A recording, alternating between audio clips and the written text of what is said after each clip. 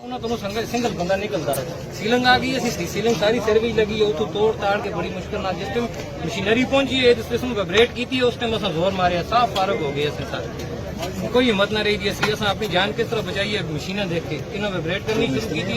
मैं मजदूर है सर मैं फिल्म कर रहा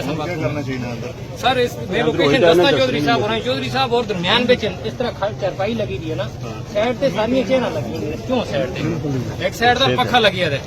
क्यों मैं देखिए ना मैं खुद चौधरी साहब होना को मोड़ के गया तकरीबन 6 to 7 बंदे हो 5 या 6 बंदे हो इस उत्ते नहीं सर हाँ जेडे चौधरी साहब लेकिन वो नस कुदरे भी नहीं गए उदों क्यों उन्होंने चौधरी साहब बाकी की तरफ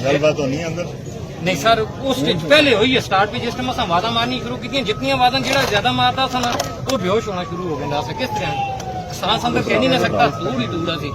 गल होंगी ही ना सी अंदर कोई भी इस तरह यह है कि जी जगह मैं निकलिया उस जगह या लत आई दी है या बाह आई दी है किसी बंदे की इस साइड से भीम तू इधर आई दी है भला वो भीम का ही फर्क है सर इस तरह भीम है ना इस साइड में इस साइड टोटल तकरीबन